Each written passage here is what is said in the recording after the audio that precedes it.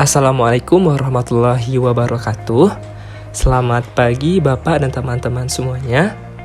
Perkenalkan, nama saya Khalilur Rahman dengan nomor BP 181053144, mata kuliah Teori Akuntansi kelas A2.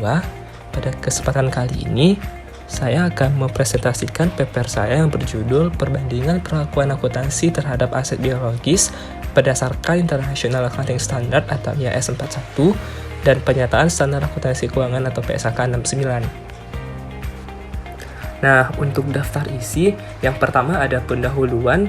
Di pendahuluan akan dibahas latar belakang, rumusan masalah, dan tujuan penulisan. Yang kedua ada pembahasan.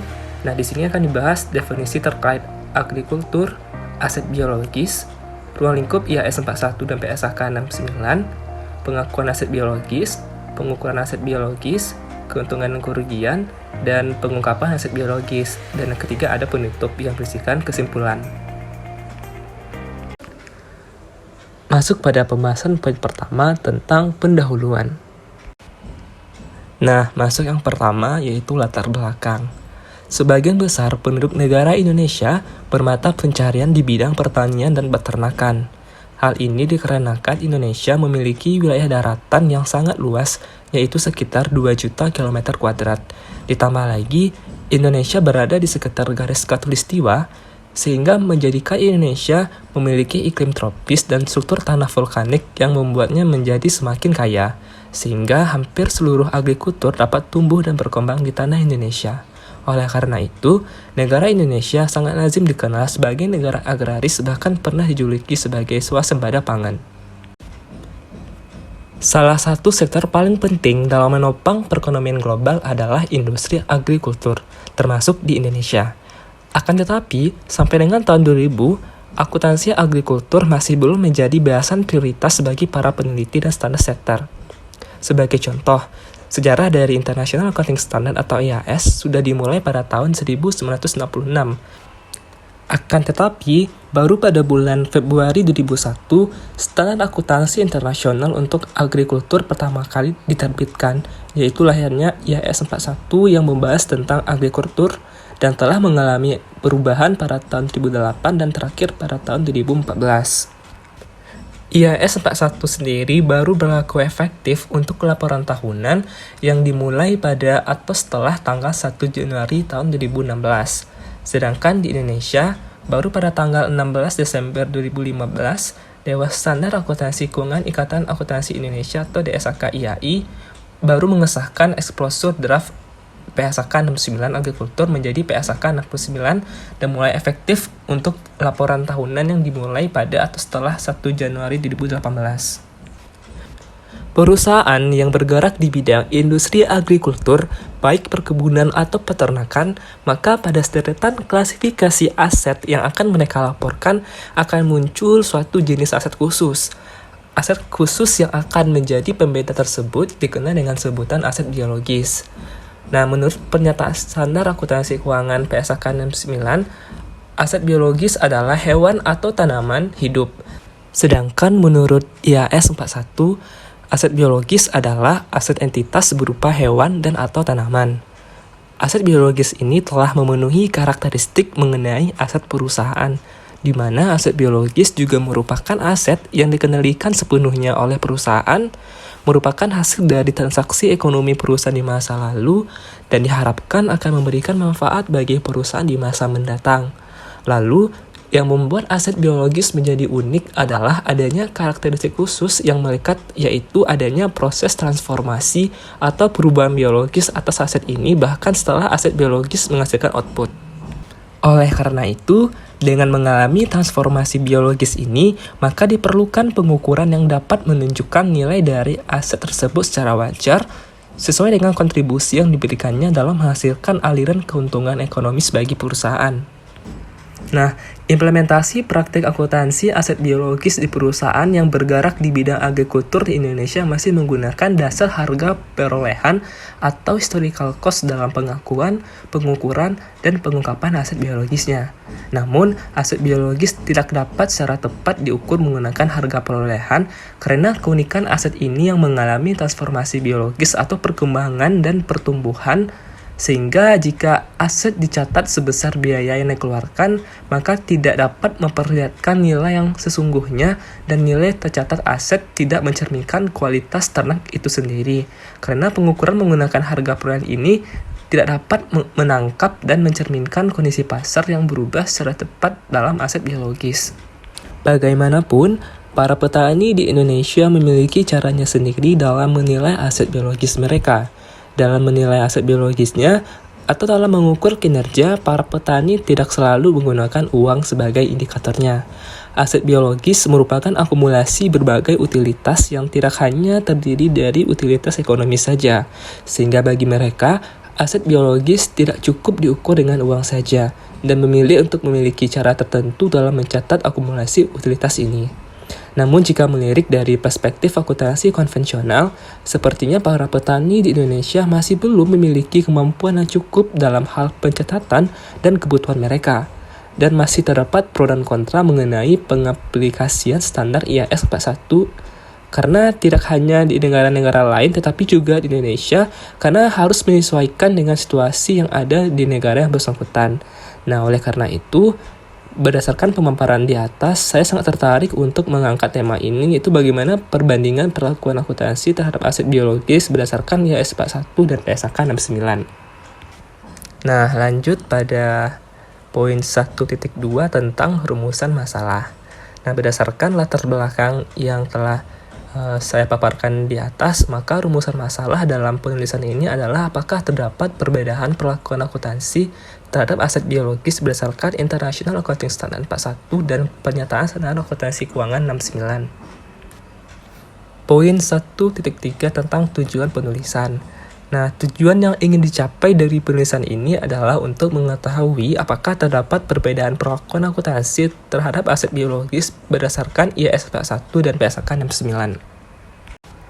Lanjut pada poin kedua tentang pembahasan. Pada poin 2.1 akan dibahas mengenai definisi terkait agrikultur.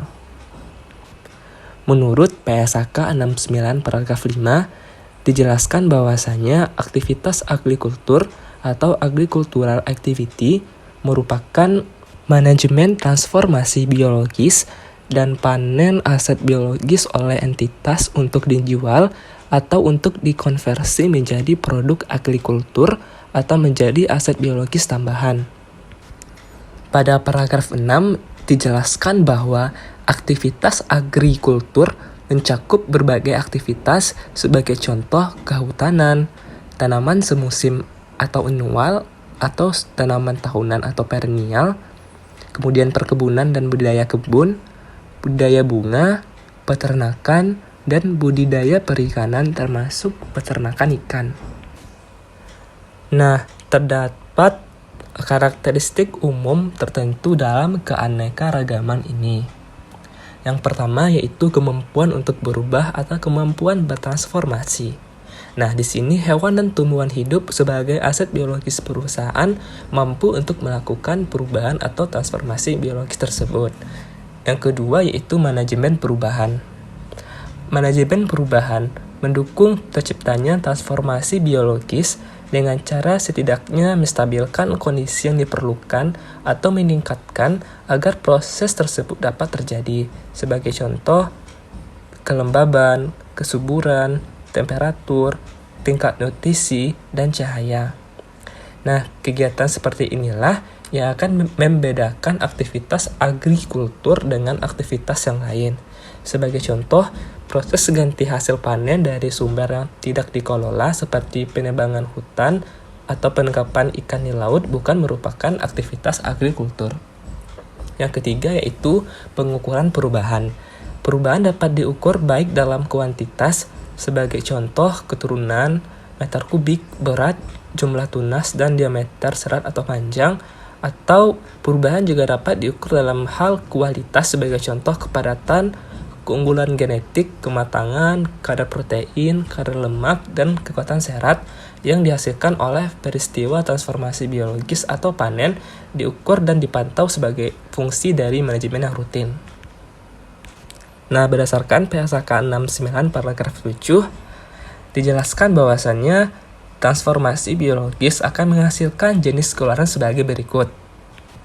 Yang pertama yaitu kegiatan perubahan aset biologis melalui pertumbuhan. Nah, pertumbuhan di sini dimaksudkan seperti perbaikan kualitas hewan atau tanaman hidup atau peningkatan kuantitas. Yang kedua, degenerasi atau penurunan kualitas hewan atau tanaman hidup atau penurunan kuantitas. Yang ketiga yaitu prokreasi. Prokreasi adalah proses penciptaan hewan atau tanaman hidup tambahan. Nah, yang kedua yaitu menghasilkan produk pertanian sebagai contoh getah karet, wol, daun teh, dan susu. Lanjut pada pembahasan 2.2 tentang aset biologis. PSAK 69 paragraf 2 menyatakan bahwa aset biologis adalah hewan atau tanaman hidup. Hal ini juga selaras dengan IAS 41 yang menyatakan aset biologis merupakan a biological asset is a living animal or plant. Yang jika diterjemahkan artinya adalah aset biologis merupakan hewan dan atau tanaman hidup. Nah, aset biologis merupakan aset yang unik karena adanya aktivitas pengelolaan transformasi biologis atas aset biologis tersebut, sehingga aset biologis bisa menghasilkan suatu produk yang dapat dikonsumsi atau diproses lebih lanjut. Nah, sebagai contoh, aset biologis kita adalah sapi. Nah, sapi bisa menghasilkan produk agrikultur berupa susu. Sapi juga bisa menjadi produk agrikultur berupa dagingnya. Dan juga sapi bisa menghasilkan aset biologis sebagai produk di mana sapi bisa menghasilkan anak.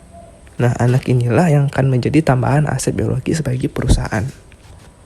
Produk agrikultur merupakan hasil panen dari aset biologis, akan tetapi PSAK 69 dan IAS 41 hanya mengatur pengukuran pada saat titik pemanenan dan proses transformasi aset setelah titik pemanenan atau pengolahan aset setelah titik pemanenan tidak lagi diatur dalam PSAK 69. Sedangkan yang dimaksud dengan panen atau harvest adalah pemisahan produksi dari aset biologis atau penggantian proses kehidupan satu aset biologis. Aset biologis dapat dikategorikan berdasarkan ciri-ciri yang melekat pada aset biologis dan juga bisa dikategorikan berdasarkan jangka waktu manfaatnya atau transformasinya. Berdasarkan ciri yang melekat, aset biologis dapat dibagi menjadi dua. Yang pertama dikategorikan sebagai aset biologis bawaan. Aset biologis jenis ini menghasilkan produk agrikultur bawaan yang dapat dipanen, namun aset biologis ini dapat beregenerasi sendiri. Contohnya produksi wol dan ternak domba. Dan contoh lainnya yaitu pohon yang buahnya dapat dipanen. Nah, yang kedua adalah aset biologis bahan pokok. Aset agrikultur yang dipanen menghasilkan bahan pokok, seperti padi menghasilkan bahan pangan beras, ternak untuk diproduksi daging, dan produksi kayu sebagai bahan kertas. Nah, jika aset biologis dibagi berdasarkan masa manfaat atau jangka waktu transformasi biologisnya, aset biologis dapat dikelompokkan menjadi dua jenis. Yang pertama yaitu aset biologis jangka pendek atau short-term biological asset. Ciri-cirinya yaitu aset biologis memiliki masa manfaat atau masa transformasi biologis kurang dan atau sampai 1 tahun. Contoh dari aset biologis jangka pendek yaitu tanaman atau hewan yang dapat dipanen atau dijual pada tahun pertama atau tahun kedua setelah pembibitan, seperti padi, jagung, ikan, ayam, dan lain sebagainya. Nah, kategori kedua adalah aset biologis jangka panjang atau long-term biological asset. Nah, ciri-cirinya itu aset biologis yang memiliki masa manfaat atau masa transformasi biologis lebih dari 1 tahun. Nah, contoh dari aset biologis jangka panjang yaitu tanaman atau hewan yang dapat dipanen atau dijual lebih dan 1 tahun. Atau aset biologis yang dapat menghasilkan produk agrikultur dalam jangka waktu lebih dari 1 tahun, seperti tanaman penghasil buah. Contohnya adalah durian, jeruk, apel, dan lain sebagainya, atau hewan ternak yang berumur panjang seperti sapi, keledai, kuda, dan lain sebagainya. Nah, berikut ini merupakan berbagai contoh dari aset biologis dan produk agrikultur berdasarkan IAS nomor 41. Nah, contoh dari aset biologis adalah bebek, kambing, sapi, dan ayam. Nah, sedangkan produk agrikultur adalah seperti telur atau anak ayam, ikan, daging, dan lain sebagainya. Berdasarkan PSAK 69 paragraf 4, di sini dijelaskan ada tabel yang menyajikan contoh aset biologis, produk agrikultur, dan produk yang merupakan hasil pemprosesan setelah panen. Seperti aset biologis domba yang memiliki produk agrikultur yaitu wool, dan produk yang merupakan hasil pemprosesan setelah panen adalah benang atau karpet. Akan tetapi ada beberapa hal yang perlu digarisbawahi di sini, yaitu ada beberapa tanaman sebagai contoh, tanaman teh, tanaman anggur, pohon kelapa sawit, dan pohon karet biasanya lebih memenuhi definisi sebagai tanaman produktif atau bearer plants. Nah, tanaman produktif atau bearer plants tidak termasuk dalam ruang lingkup PSAK 69. Nah, akan tetapi tanaman teh, tanaman anggur, pohon kelapa sawit, dan pohon karet lebih memenuhi definisi aset tetap tentang agrikultur sebagaimana telah dijelaskan di dalam PSAK 16. Nah, ada hal yang perlu diingat di sini yaitu setiap produk yang tumbuh pada tanaman produktif atau bearer plants, sebagai contoh, tanaman teh akan menghasilkan produk seperti daun teh, pohon anggur akan menghasilkan produk seperti buah anggur, atau kelapa sawit yang akan menghasilkan tandan buah segar kelapa sawit, atau karet akan menghasilkan getah karet. Nah, produk yang dihasilkan dari tanaman produktif ini termasuk ke dalam ruang lingkup PSAK 69 tentang agrikultur.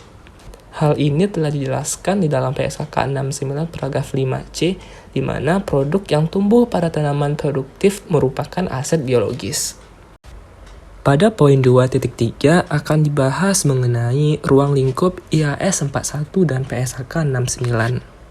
IAS 41 dan PSAK 69 bertujuan untuk mengatur pelakuan akuntansi dan pengungkapan yang terkait dengan aktivitas agrikultur, manajemen transformasi biologis dan panen aset biologis oleh entitas untuk dijual atau untuk dikonversi menjadi produk agrikultur atau untuk menjadi aset biologis tambahan.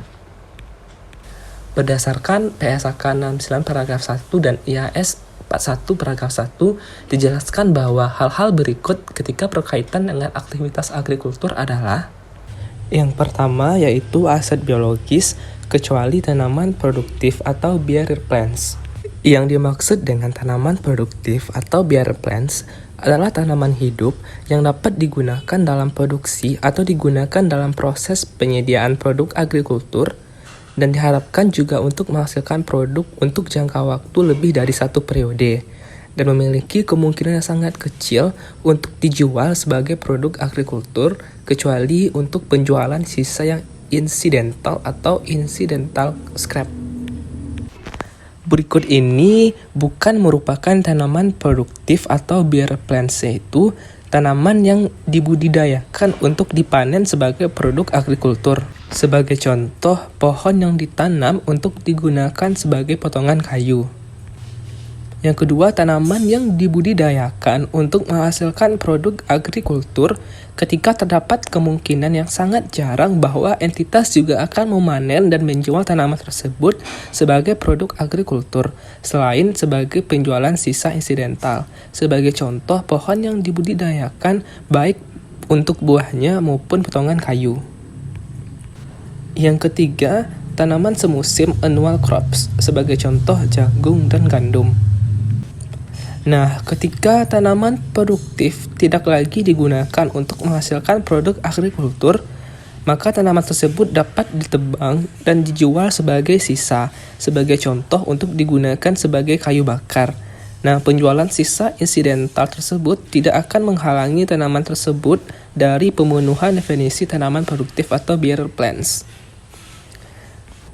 Nah, lanjut pada ruang lingkup yang kedua, yaitu produk agrikultur pada titik panen. Standar ini diterapkan untuk produk agrikultur yang merupakan hasil panen dari aset biologis milik entitas perusahaan hanya pada titik panen. Sejalan dengan hal tersebut, maka standar ini tidak mengatur tentang pemrosesan produk agrikultur setelah titik panen. Sebagai contoh, pemrosesan buah anggur menjadi minuman anggur atau yang kita kenal dengan wine, sebagaimana yang telah dilakukan oleh penjual anggur yang telah menanam anggur sedari awal. Meskipun pemrosesan tersebut merupakan perpanjangan yang logis dan alami dari aktivitas agrikultur dan masih tergolong sebagai peristiwa-peristiwa yang mempunyai beberapa kemiripan dengan transformasi biologis, akan tetapi pemrosesan seperti ini tidak termasuk dalam definisi aktivitas agrikultur dalam standar ini. Ruang lingkup yang ketiga yaitu hibah pemerintah.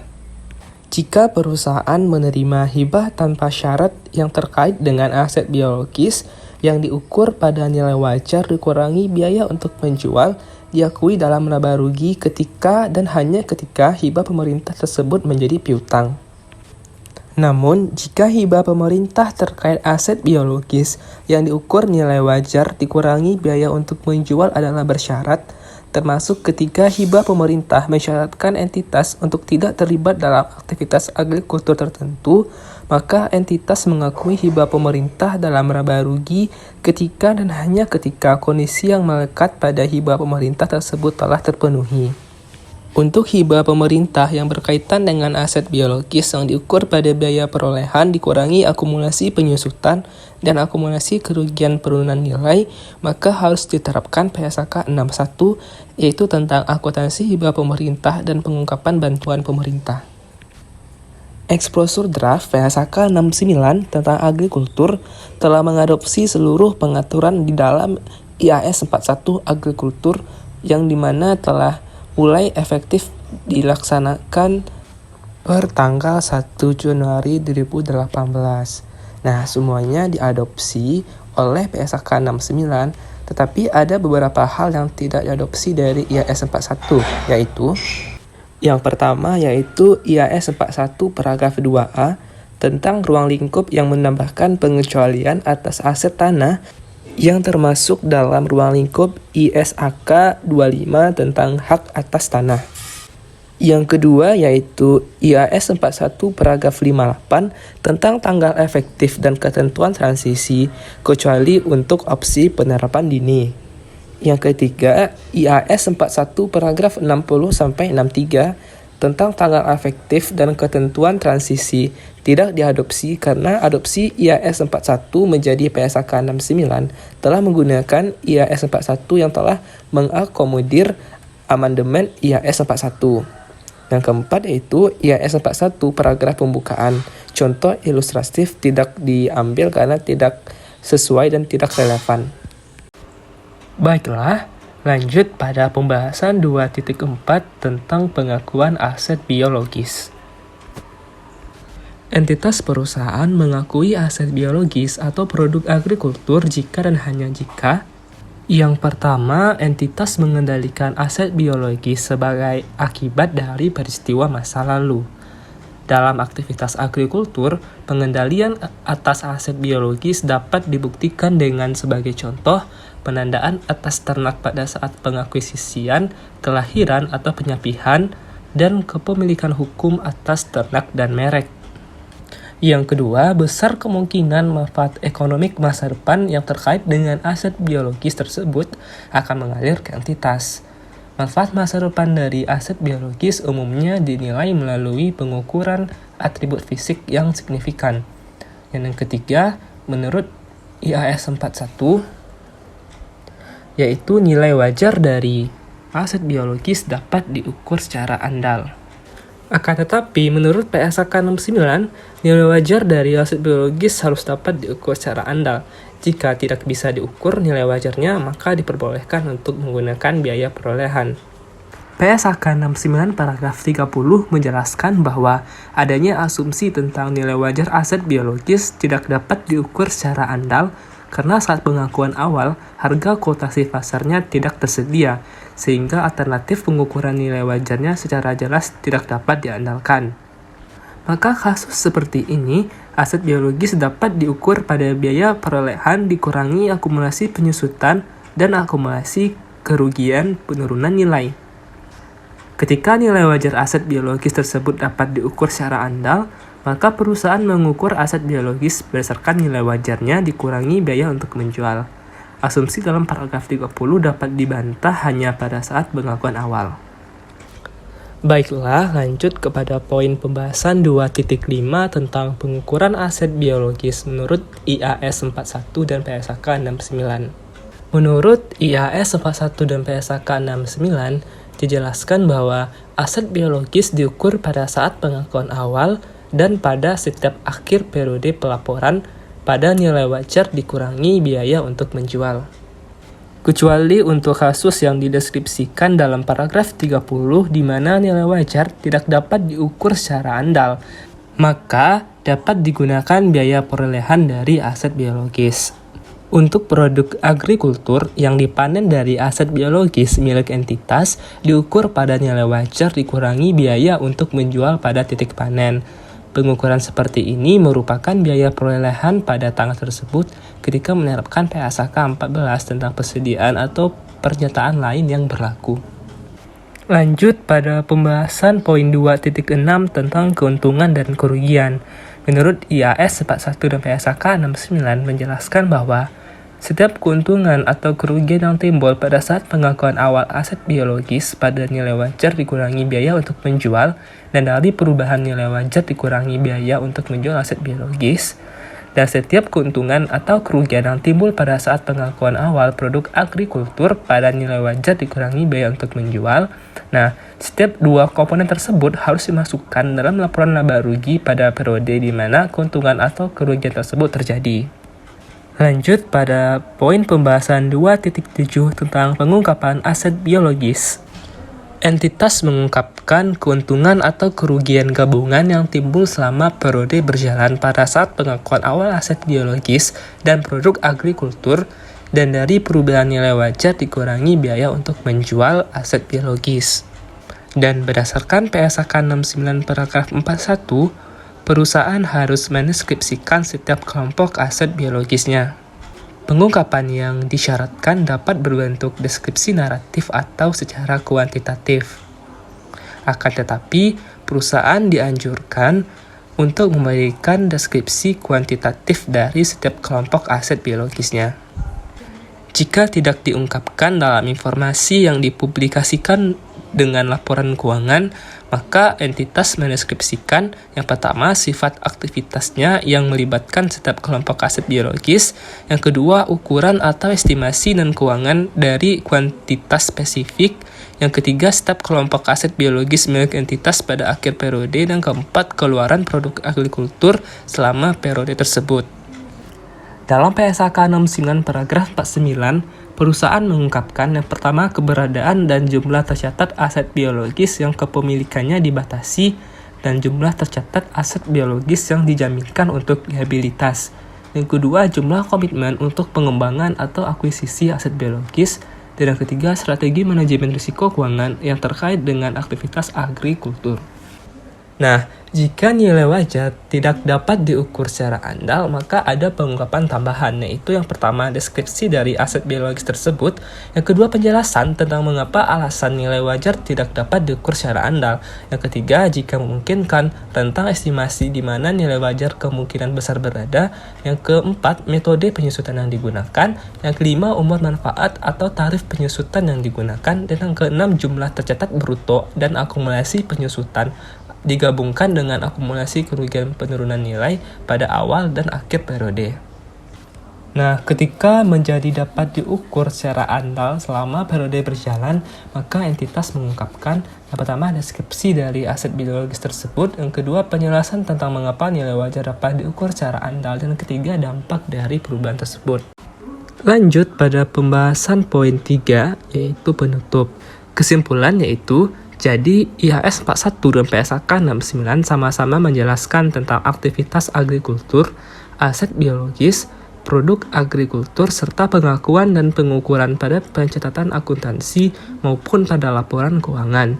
Semua hal yang berkaitan dengan aset agrikultur dan biologis diatur dalam standar ini yang meliputi tanaman atau plants dan hewan animals.